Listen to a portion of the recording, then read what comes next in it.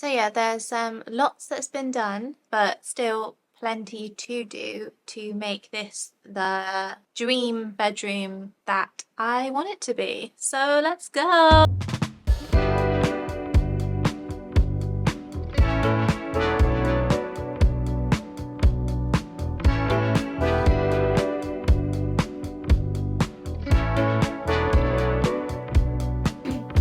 It's now May 2023 and I'm in my office because I wanted to discuss what are the things that are left to do in the bedroom, because I'm actually going to start doing things now, which is very exciting. And I thought the way to present it well would be in the form of a conditionally formatted spreadsheet. So here we go. So first on the to-do list is the alcove.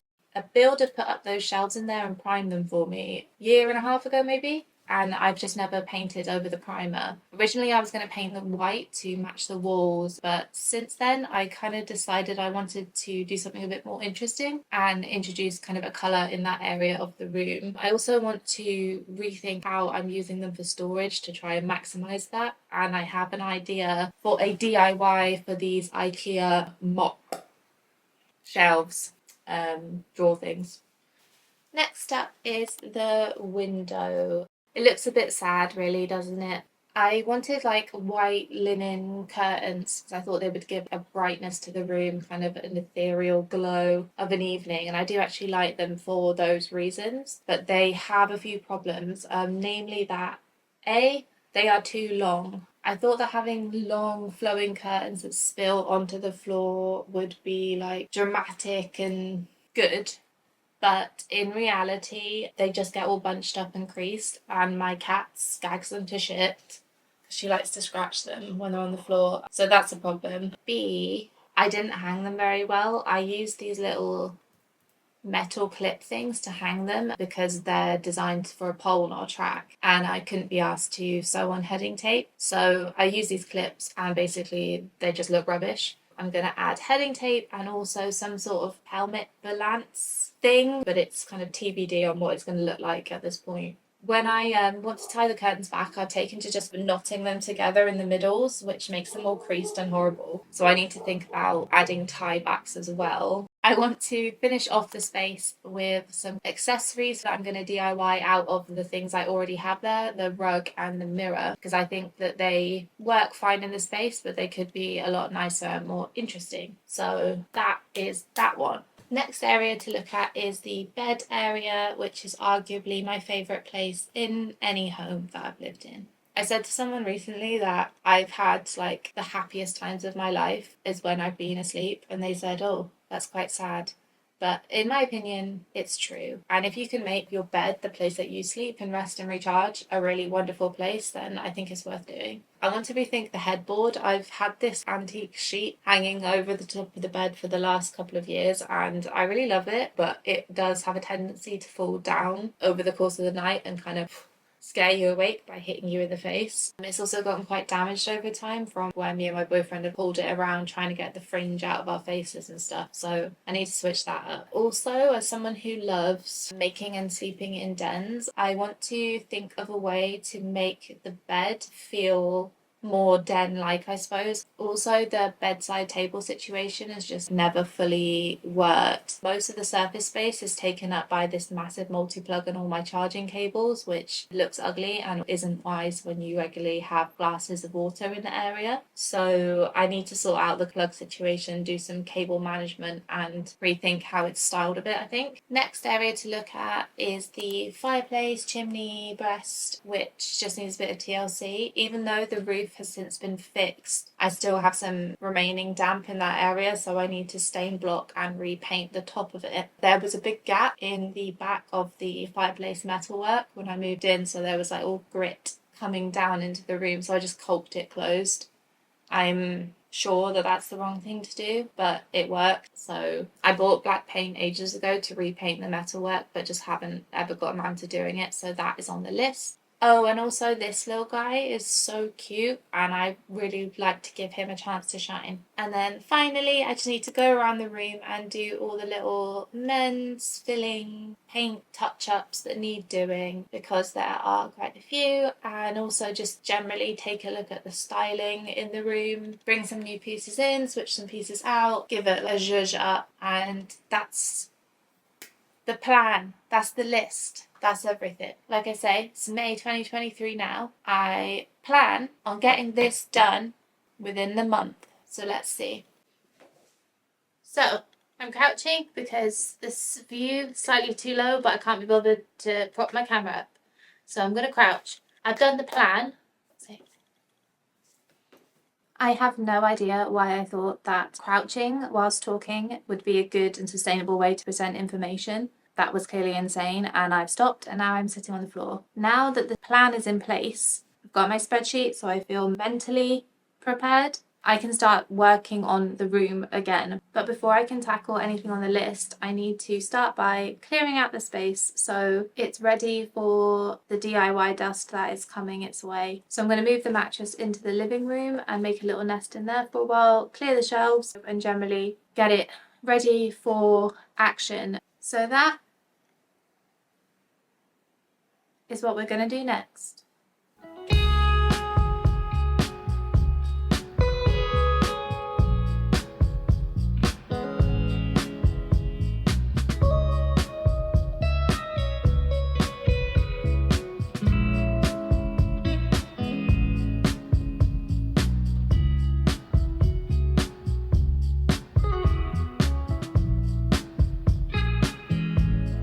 Looks good.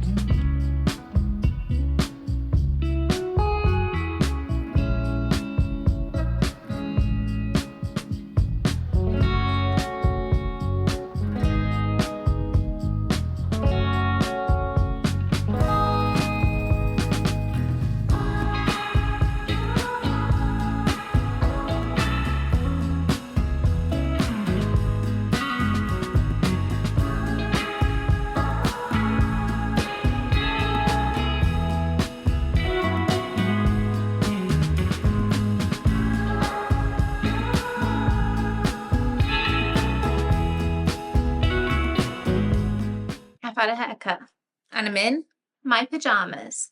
I'm definitely not close up ready right now. Skin is awful, but who cares about these things in 2023? Not me. I'm in my pajamas because I've been out all day. I got home, it's like late afternoon now, and I was planning on getting all cozy in my living room nest, but I remembered that a parcel came and I hadn't opened it yet, and then I opened it and I got all excited. I thought I would jump on here quickly to talk about it whilst I'm feeling enthused on the subject. So here we go. The package was this curtain pole. It is 150 centimeters and made of ash wood. And I got it from an Etsy seller that's a small woodworking business. Came with these brackets. So do the YouTube thing.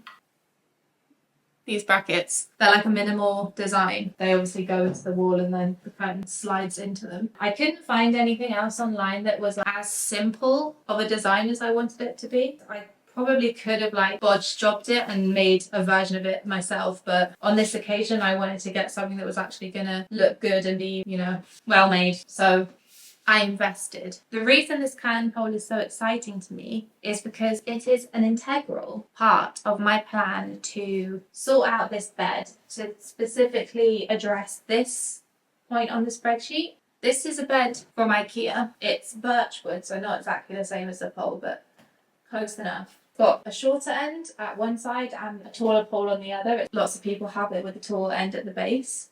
I hadn't considered doing that in this room because I was worried it would make the room feel smaller having such a tall thing jutting out central to the room. But because this has lots of empty space anyway, it's such a minimal frame, I think it will work just as well the other way around. And if I do that, if I have the tall end at the base of the bed and then use this curtain pole up here, I can create a canopy between the two poles, and it will hopefully create like somewhere in between a den, a tent, and a four-poster bed. These are the things I'm trying to meld. I have different thoughts at the moment on how the actual kind of fabric canopy will look or could look. So that I still need to think about. But pole and bed I'm very happy with. But it does mean that I need to turn this bed around. Next day, new top, same pajama bottoms. You can see I've pinned this up here, just got safety pins, because I was trying last night to get the effect of what it might be like, but I won't really be able to do that until it's switched. So that's what I'm gonna do now. Oh, it's pretty light. Oh, well, I was making a big deal out of this, but actually maybe I was being over dramatic, I don't know.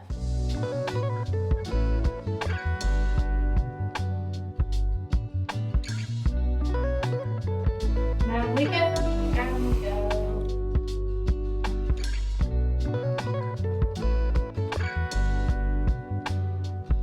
Okay, I did it. So this is what we're looking like upon first turn. And admittedly, it currently looks a bit odd, but that's also because there's no mattress or bedding or bedside table or artwork or canopy. So I'm gonna trust the process and believe that the vision can come to light. I'm not yet sure what I want this canopy to look like, so the next thing I need to do is play around with the fabric and the frame to get an idea of how I want it to function before I start the sewing making process. I got a load of these curtains. I think there's 4 panels.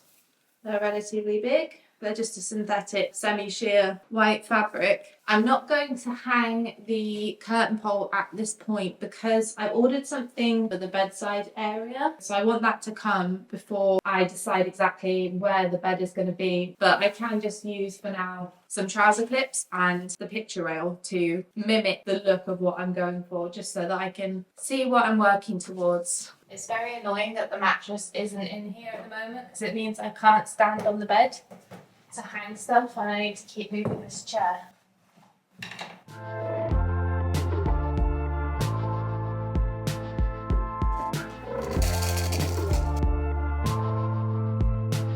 This is obviously very scrappily done and just a first look. The key thing I need to keep in mind is that it has to be versatile. I want to have it made in a way that it can easily be disconnected, made into curtains, pushed to one side, but then also quick and simple to put back up into a canopy. So these are things I'm going to think about now. I'm going to do some sketches and try and figure out the best way to do this. But we're going to take a break from the canopy for a while and move our focus over a couple of feet to the right. The thing I ordered for the bedside has arrived, so let me get it. Here she is. The Nantua Slim Column, or Colonne Faible Profondeur. It's like a long, slim shelving unit, which I ordered online from B&Q. I shot probably 80% secondhand, but on this occasion I needed a very specific thing that was going to fit in this corner. So after putting the shelves together, I realised that the bottom shelf was going to be too low and would actually obstruct the plug sockets. I was hoping the shelf would fit on top of the socket, but obviously I didn't measure ahead of time and it turns out it doesn't fit. So I needed to find a workaround for that and was wondering if I could use another bit of furniture to raise the shelves off the floor slightly. So I've been busy scrounging up any small furniture item I have, trying to figure out a fix for this plug issue. Wondering whether I can use this little wooden bench thing that I've had in my office. If I can cut a hole in the base of it, the bottom leg would fit snugly in that little corner and then you would be able to access the plug from there. I think I'm going to drill 2 holes into the top of this so that I can drill long screws from underneath up into the bottom of these legs. So it will sit flat on the surface of that, which will look better and it will be sturdier. Then I will attach it to the wall as is stated. I like the extra height that this gives it because I think levels in height is nice, and with art on top of that it will be a good bit taller than the bed canopy. And then this extra surface gives room for bedside lamp, which needs a clean. I'm in my kitchen ready to cut the little corner, and I don't have a power tool that will do the job. All I have is this saw. So I'm just going to hack it out. It doesn't have to be perfect. I'll sand it afterwards. This is going to be an experiment in deconstruction.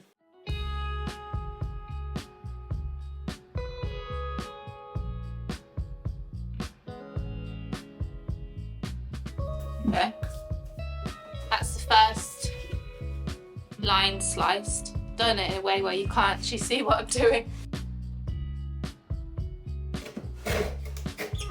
Oh, sounds fucking horrible.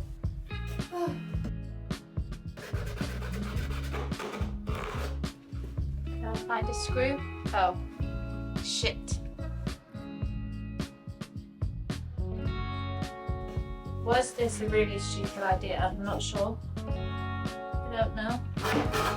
You might wonder why I'm doing this in my kitchen, because I have only a scrap of a yardy balcony as outdoor space, so I can't really do it out there. Also, it's less embarrassing to do it somewhere where the neighbours can't see.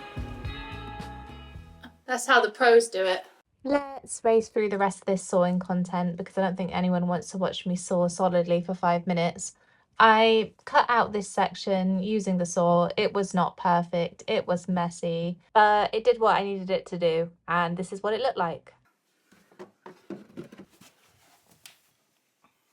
Yes, it does in fact work. But as you see, I need a lot more clearance to be able to actually use the socket, so I'm going to have to do more sawing, which is making me sad. I'm also going to have to move the screw that's on the other side of this panel, because otherwise it's going to block my path.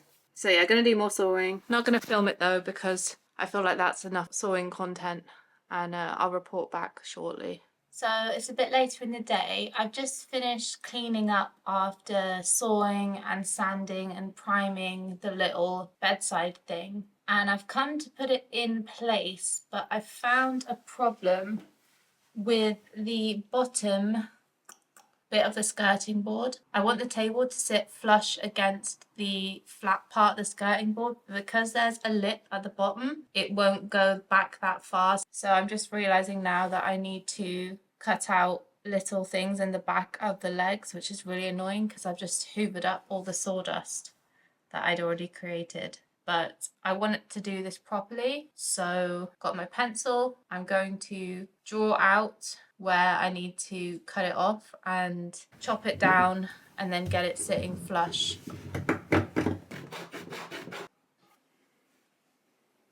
The moment of truth. Let's see if this has fixed the problem. Yes, no gap. I also gave the table a sand, prime, and then finished it with a couple of coats of white gloss paint. I made holes in the top for the bottom screw of the shelves to fit into, and then I attached it to the wall with the fittings provided. I also did clean that plug socket, if you were wondering. Now the bedside table situation is pretty much set up, and I've got my curtain pole up for the canopy. There's not much more I can do to the bed until I've got my mattress back in here, which for you will be in about 2 seconds. But for me, it's been over a week. I went on a short break up to London, and since I've got back, I've just been busy doing other things.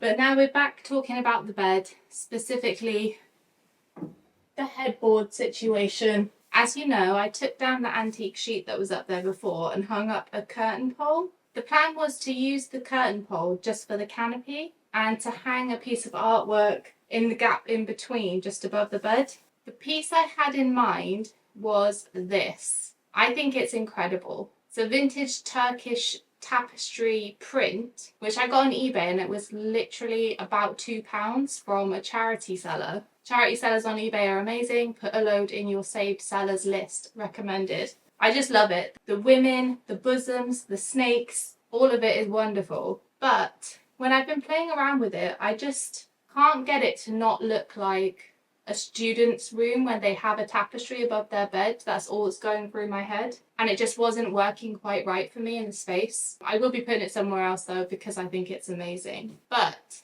what I'm thinking now is to move a crochet wall hanging that I also got on eBay a year or so ago, and I've had it in my living room, up to this wall. I don't want this room to be too pastel-y, too juvenile, and I think it needed quite a vibrant pop of colour, something different. So I'm hoping that that's what this piece is going to achieve. One of those things that wherever you put it, it looks amazing. My bed is my church, so I think the combo of this and this is... One thing I will do is stitch all of these, the top of them, onto this back piece so that they all sit up straight, don't hang down like that. I think that will look much better, but that's a quick little job. To finish off the headboard, I turned a couple of old lumpy pillows that I had into one nice long backrest pillow, which fits perfectly inside the top frame of the bed. And I also stuck up some LED strip lights for a bit of added drama. I also finally got around to finishing off the bed canopy, which turned out to be a much simpler project than I'd anticipated. Luckily, the curtain panels that I bought were pretty much the exact width that I needed. All I ended up having to do was sew 3 of them together along their shorter ends, with one of the joins being sewn directly around the base pole of the bed. The rest of the fabric then drapes up over the curtain pole at the head of the bed and tucks in behind the mattress to keep it nice and taut. If I want to take the canopy down, it's really quick to pull it back out and then tuck it in under the mattress at the base of the bed instead. With the canopy done, the bed was definitely feeling a lot more cozy. I'm going to sort out cable management for the bedside and finish styling the bed later on in the video.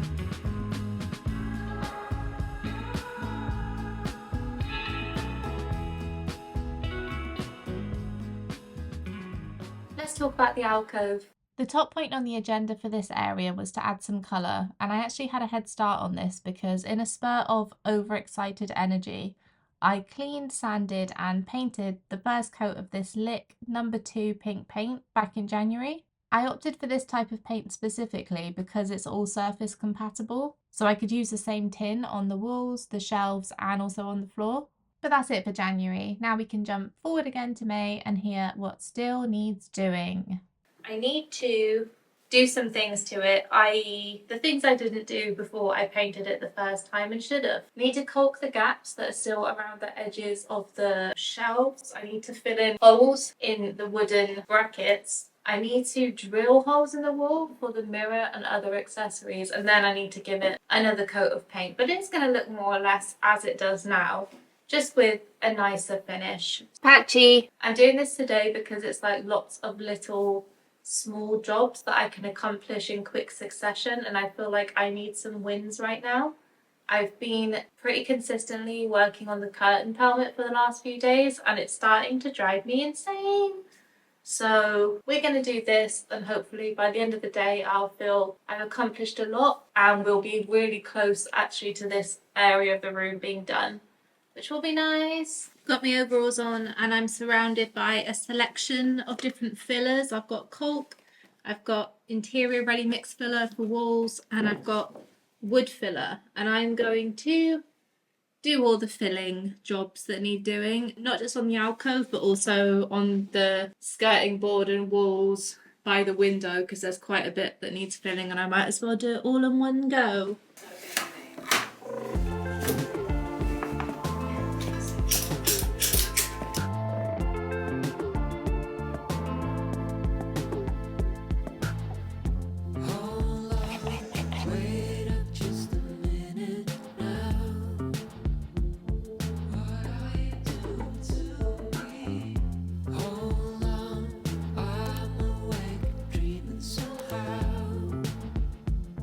Need to hang the mirror. I've had this here for a while. I got it for £5 from a charity shop. It's like a vintage plastic circular mirror. I've had it balanced here on the side and I just want to hang it on the wall to stop it kind of leaning here. I also have these hooks that I made out of air dry clay, which are supposed to look like little fingers. They're kind of creepy. I'm going to paint them this colour as well, but then also do their nails. And I'm thinking they will go here for jewellery and bits, and then I'll have something there to put kind of products in. So yeah, let's hang this mirror.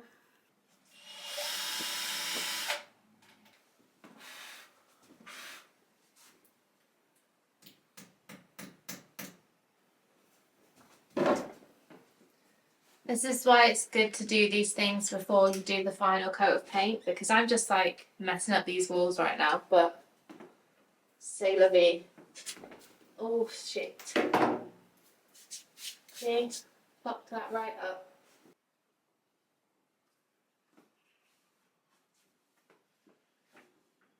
It's a pretty shoddy job, if I'm honest.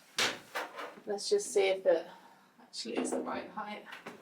I never know with these things if I'm doing something right. Oh yeah. See, it doesn't matter because you'll never see it. I also hung up this little wooden set of drawers, which I bought on eBay a while ago and painted in the same pink colour to match the walls.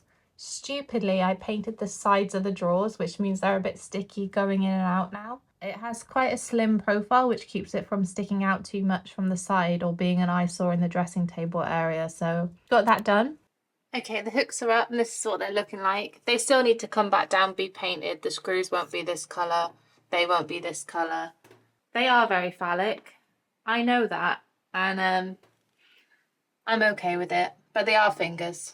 So next up, I was all ready to get started with the DIY upcycle project that I've had planned for ages for these IKEA desktop drawer units. I've had them for years and they're the perfect size for storing small vanity items like jewellery, makeup and skincare. The plan was to stack them on top of each other, attach legs to the base and have them underneath the bottom shelf as like a mini vanity chest of drawer unit. But I quickly started running into problems with the project as soon as I started. Because the floor is wonky but the shelf is level, having the unit resting on the floor was going to leave an annoying gap which would make it obvious that the two things didn't line up. I wanted to create the look of a built-in drawer unit and I realised that this method just wasn't going to work. So I moved on to plan B, which was to keep one of the drawer units on the upper shelves and attach the other one to the wall underneath the bottom shelf. This created more of the built-in look that I was going for and ultimately looks a lot cleaner. Voila! I let all the filling dry for a couple of days and then I went back and did my final coat of the pink paint on the walls, new drawer units and on the floor.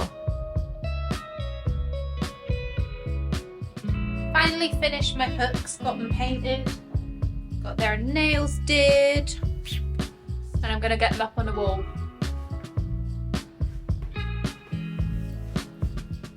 I'll just nail varnish over the screws, which seems extra fitting for this particular job. Pretty happy with that.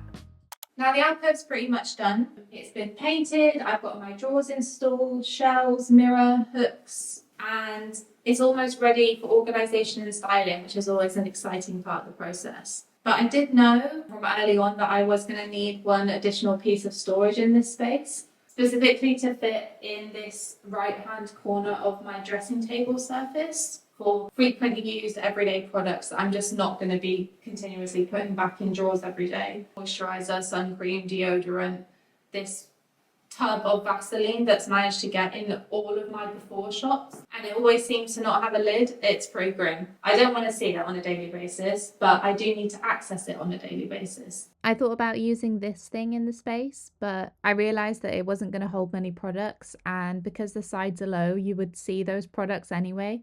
So I designed this simple sectional tray thing, which fits perfectly in the back corner of my dressing table. I painted it the same pink colour to match the rest of the space and went for this kind of like curved edge design to mirror the shape that I've got painted on the floor. If I had the skills to kind of beautifully handcraft this out of wood, that would be amazing, but I don't. So I had to go with what I'm comfortable with and what my budget could afford, which in this case was zero. I didn't spend any money on this specific project. Paper mache can be seen as like a juvenile thing to do because it's something you do when you're at school. But I actually think it's a very versatile medium, and if you use mixes of different types of paper, you can really sculpt shapes with it. I think this turned out pretty decent for a project that didn't cost me any money. I did have to spend a lot of time slavering different things onto it, but it was fun in its own way. Now that the last one of my storage solutions is in place, the alcove is pretty much done and ready to be restocked later on in this video.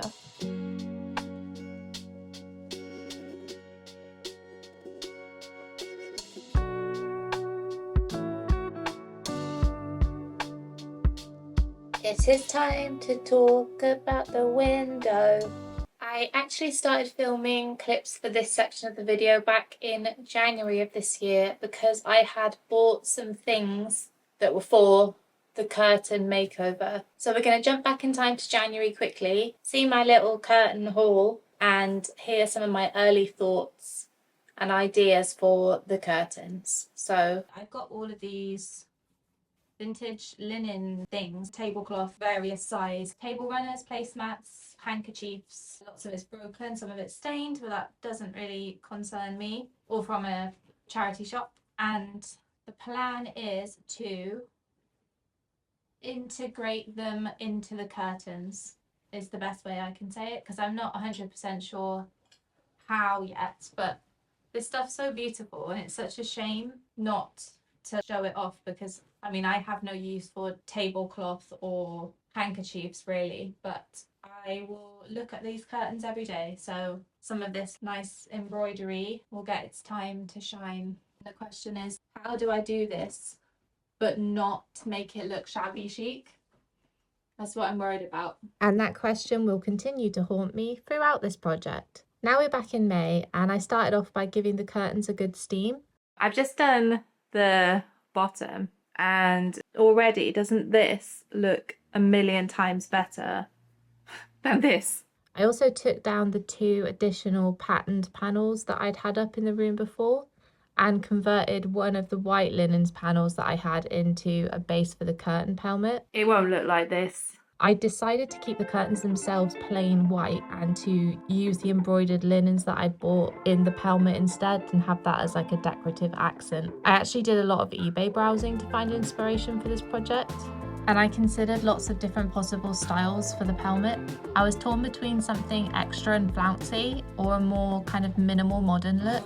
Because the linens I'm using are very traditional and delicate, I wanted to lean into that while also nodding at something more contemporary. I compromised and chose a simple scallop design, which would be made up of an asymmetric patchwork of all the embroidered pieces. I need to snip out the length of the pelmet that I want, use that as the base and start placing these, cutting them up and figuring out how I want the patchwork to look. So that's what I'm going to do now. So I literally just went along and cut down that fold, which has given me the length of fabric I was looking for. I sewed heading tape along one of the long ends of the panel, and then I hemmed the cut end so that it wouldn't fray. 80% of sewing is ironing. I'm convinced of this. If you iron well, you save yourself a lot of trouble later.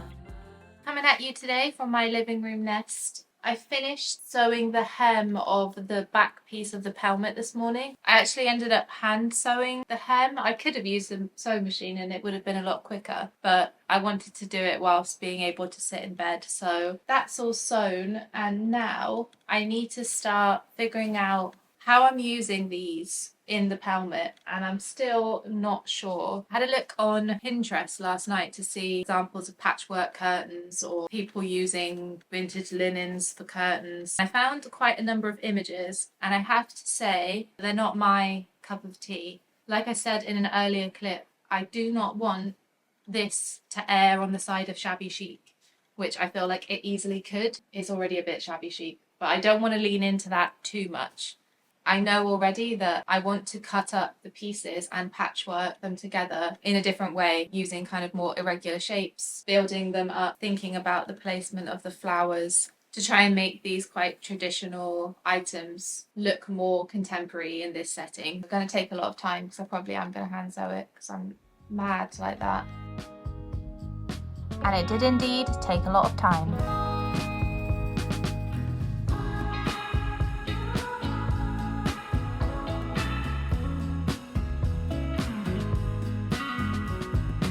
I've been working on this pelmet on and off for the last like 4 or 5 days, and I've finished sewing the main body of it. I still have to do the trim and tidy it up, but It is starting to take over my life. It is long. For an excuse to procrastinate finishing off the pelmet, I moved my attention briefly onto the tie backs. Originally I was going to use these vintage hooks to hold the curtains back, but then I thought it would be cute if the tie backs looked like they came in a matching set with the pelmet, so I decided to make a pair with some more of the vintage linen. I picked one of the tablecloths, which has really nice floral embroidery. I want the curtains to be a blend of traditional and modern, so I thought, what would these look like if I bought them at B&M Bargains? And do I dare try living, laughing and loving, even though that's such a cliche and it might look crap? I thought it was worth the risk and I could put an interesting spin on it maybe. So I got my embroidery needles out and I started stitching. I really enjoyed doing the embroidery for this project. I was pretty rusty in the beginning, but my technique improved as I went. Once the text was finished, I whipped up a couple of decorative bows from some scrap fabric that I had lying around, and I added these creepy face beads which my gran used to have on a necklace. I finished them off with some small satin hoops at either end, which will hook onto the window frame. Then I did all the little finishing jobs, sewed the seams closed, and I'm so happy with how they turned out. I think they're really cute. You can see them up later on in the video. Feeling reinvigorated from the thrill of having completed a successful project, I then moved my attention back to finishing the curtain pelmet. I'd used this contrasting fabric to make a banner because I was thinking from the start that I might add words in this section. It's the same font that I use in the tie backs, and I use the same thread as well just to join it all together like a cute little set. When everything else was neatened off, I added command strips to the back and it was ready to hang. Now the pelmet was done, I could set about finishing the curtains, aka doing all the boring bits. I gave each panel a good iron and sewed on heading tape so that they could be rehung using regular curtain hooks. I hand sewed this again because it seems I have a pathological resistance to getting my sewing machine out. Once the curtains were back up, I hemmed the bottoms so now they are the perfect length for the floor. I put the pelmet up using the command strips and then stapled the ends to the sides of the window frame so that it would fit the frame perfectly. I was originally going to add a couple of extra curtain panels, but since decided that that was unnecessary, so the curtains are now done.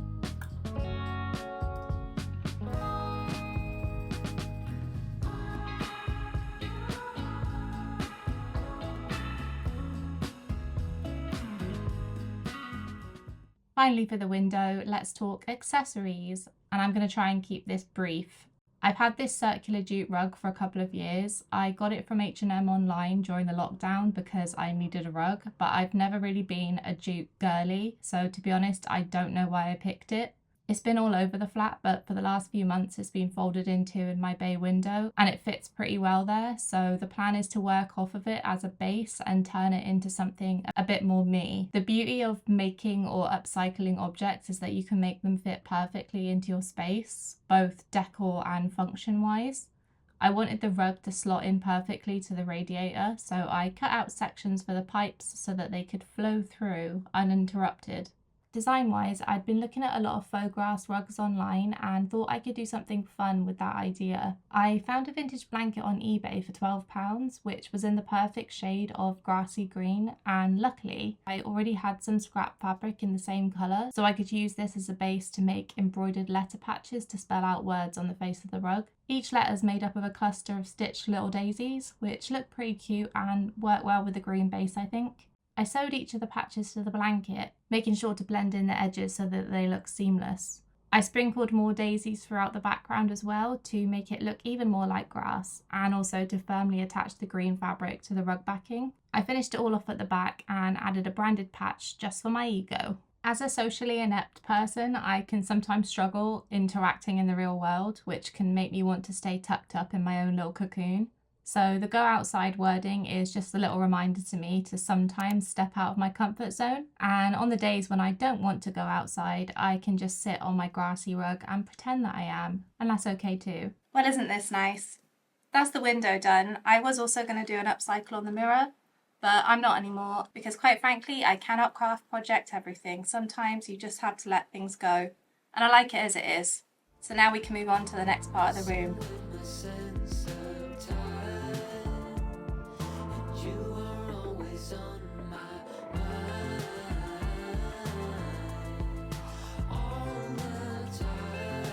It's fireplace time. Today I am getting to work on the fireplace. This area of the room, compared to the other bits that I've been doing, is quite a small job really. I just need to repaint all of the metalwork. I have this Rust-Oleum all-surface paint in gloss back, which I'm hoping will do the job. It is suitable for metal, so I'm going to do that today. First though, I'll give it a good clean and then tape off all of the tiles because I don't want to get any paint on these beautiful original Victorian tiles, and then we'll get to painting.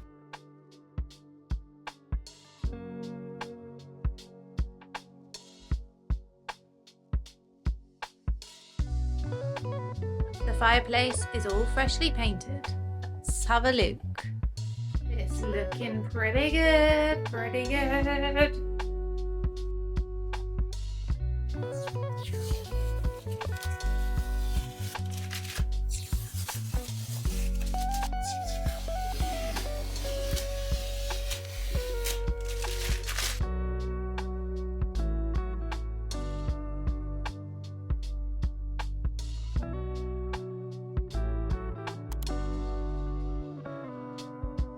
Okay, quick chat about the pipe next to the fireplace. This pipe, I'm guessing, used to be a gas pipe for a fire that is no longer there. It doesn't serve any function now and it's not connected to anything. So seeing as it's totally impractical, it might as well be beautiful. I had lots of different thoughts about what to do with this, some more complicated than others. But in the end, I've settled on just making it into a little flower. Looks like it's growing out of the floor. I think this will be relatively quick and easy to do and should look cute enough. Who knows? It might look rubbish. So yeah, I'm going to give it a caulking, a painting and a little flowery hat. And you'll see that in a few seconds on this video.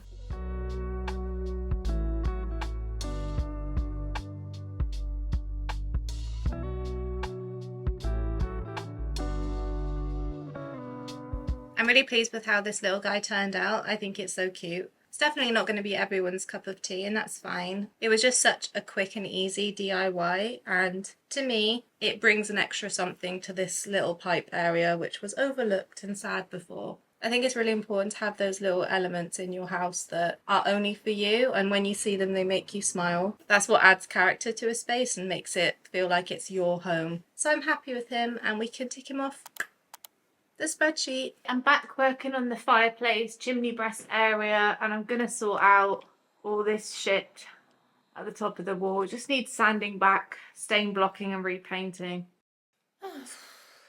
Okay, so I just tried fixing the flaky paint at the top of my chimney breast. I kind of gave it a bit of a sand and put a coat of stain block on it because I was hoping I could kind of bodge it to make it work. It's very sizzly.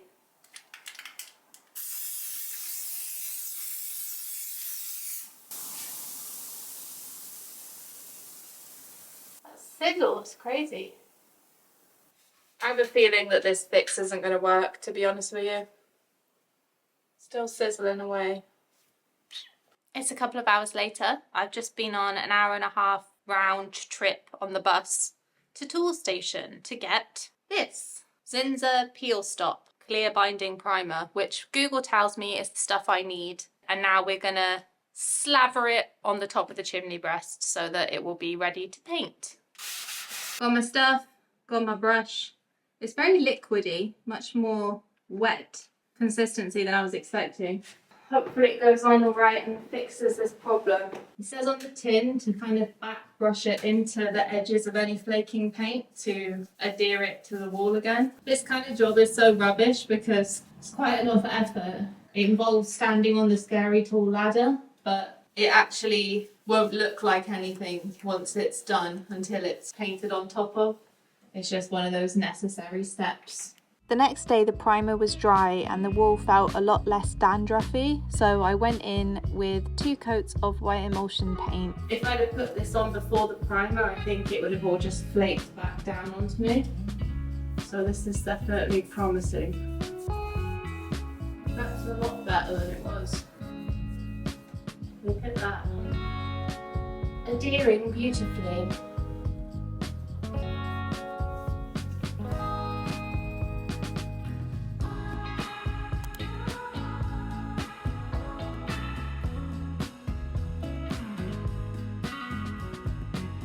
And finally, we've made it to the last section on the spreadsheet. Let's try and speed through this, shall we? Because at this point, I'm ready to move on with my life, and I'm sure you all are too. I filled any holes that were left and touched up the paintwork on the skirting board, radiator, and on the mantelpiece.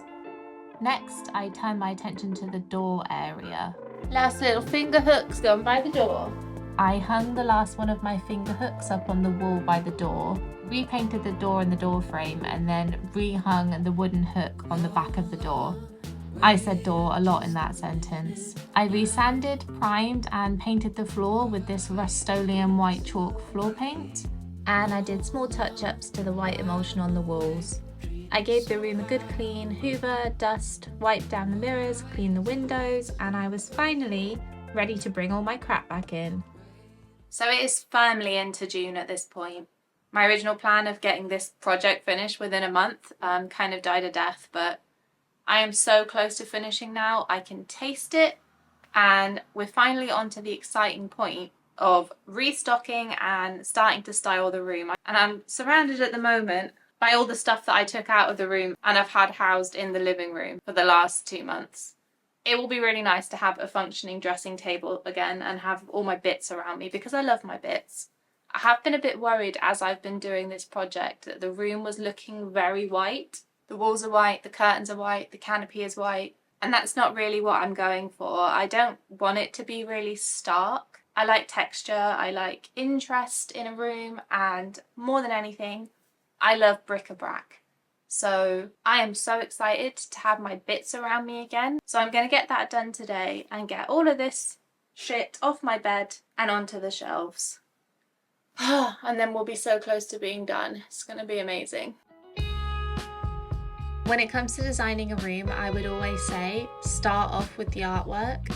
This is obviously the painting that inspired the whole room design, so it's got to have pride of place. It's actually really nice being up here because you can see it when you walk in the door. Art is so important in a space, and I would definitely recommend investing the time and money it takes to scout out some unique pieces that you really love. I think that taste in art is kind of instinctual. Whether or not I like something is rarely based on if it's technically or objectively good, but more so whether or not it feels good to me in a kind of intangible way. Look for pieces which speak specifically to you in some kind of way, and you will keep them for years to come. I bought this painting about 10 years ago when I was at uni from like a student auction, and I specifically remember I paid £55 for it because that was such a huge amount of money at the time, and still is, to be fair. And I've carted it round to every rented accommodation that I've had since, which has been quite a few. It's always been in my bedroom, so I think it's only right that it stays pride of place up here. By art, I don't just mean paintings and things to hang on the walls. Also think about ceramics, knickknacks, murals, sculptures, installations even. Whatever speaks to you personally. Most people would hate this, but I think it is incredible. Also, I need to give an honourable mention to this West German cloud design vase. It is beautiful. It's by Bay Ceramic, and I think it's 1970s or 1980s. It's a very unusual type of design for West German pottery, and I think it's just exceptionally beautiful and is perfect for this room. While I was getting excited thinking about design, I also had to keep function in mind. I started restocking the alcove shelves with all of my beauty products, keeping the daily use things easy to reach on the dressing table and tucking other things away in drawers. Storage solutions are a particular thrill of mine, and it's an area where you can make really good use of secondhand items, like this small vase which I'm using for my makeup brushes, this fruit bowl full of belts, an old suitcase I've had for years which has my swimming costumes and scarves inside, and these 2 small ceramic pots which I'm using to store cables. Speaking of cables, I did actually switch the multi-plug out to one with a shorter lead, and now it tucks away neatly under the bottom of the bedside unit, which is much better. I finished off styling the bedside shelves with a bit of greenery, including this trailing devil's ivy, an olive green plastic mirror, and a minty gooseneck lamp. I placed this sweet cloud glass and decanter for Midnight Dry Mouth and added a couple of vintage pastry dishes to use as coasters. I also found an enamel red ashtray on eBay which matches the one in my great-grand's painting and will be handy for putting earrings or whatever in at the end of the night. Most importantly though, I finally found the perfect discreet resting spot for this tub of Vaseline. Putting everything away took a good few hours, and over in the alcove this consisted of me moving things around in 1mm increments over and over again until I was happy with how it looked. I hung a little selection of jewellery up on the finger hooks and put up a small makeup light. This light is rechargeable, magnetic, and it came with a self-adhesive wall mount, so it was really easy to install. There aren't any plug sockets on this side of the room, so this is a handy little workaround for that. I finished off by adding in this mid-century space age bin and placing my freshly paper mache'd chair, which matches in with the wall and floor. Paper macheing over a chair may sound crazy, but sometimes you get those ideas that you're just intrigued by and you have to go for it to see how it turns out. And in this instance, I would say it turned out pretty solidly okay. This is definitely one of those trust the process DIYs because it pretty consistently looked awful until right at the very end. But I do like it now. I clearly have an issue with paper mache at the moment because I also paper mache'd the lampshade, which was up there before.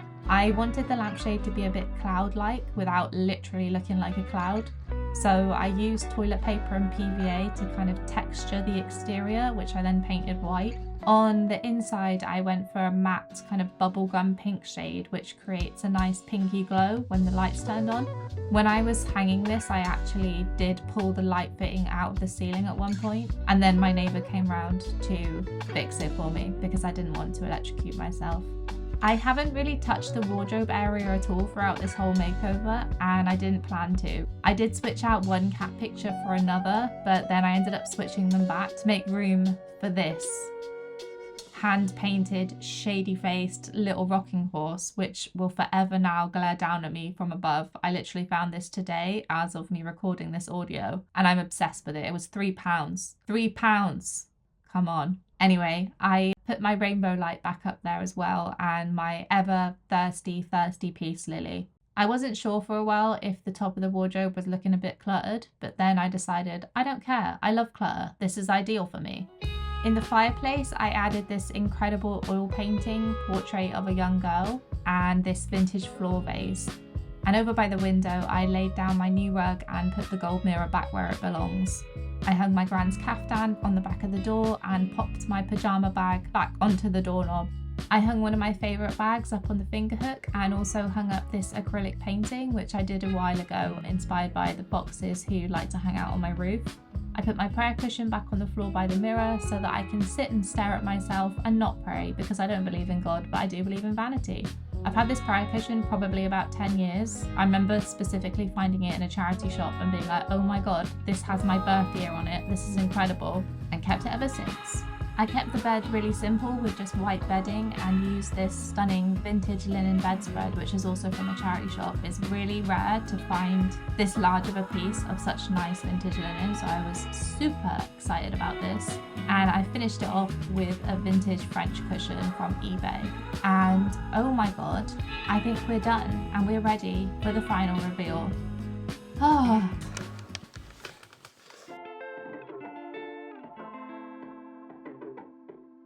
When I moved into this flat 3 years ago, the bedroom was in a bit of a sad state.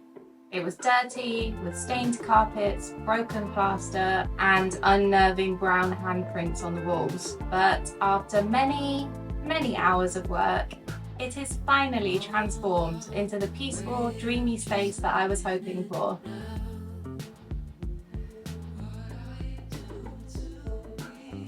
I'm happy that I managed to fill this room with DIY projects, all of which were designed to fit my exact needs, both in terms of style and function.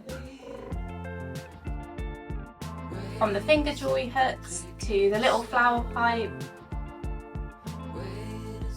the paper mache storage, chair and lampshade, and the upcycled window accessories.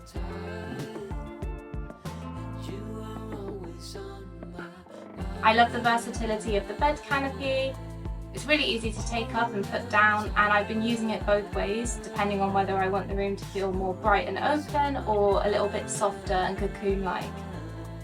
I styled the room with a lot of my favourite bric-a-brac and art, and the end result is a space that is just very much me, which I obviously love. Pushing through making this video has been quite tricky, and the editing process has been a brutal learning curve. I've made lots of mistakes, but learned a lot of stuff as well. The whole thing's taken so long that I'm filming this outro on Friday the 18th of August 2023.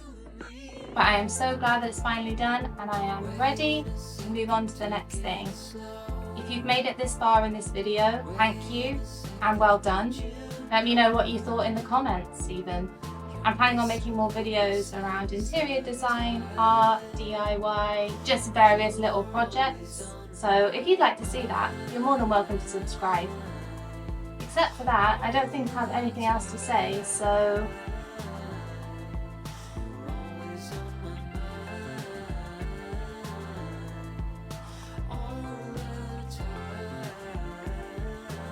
goodbye.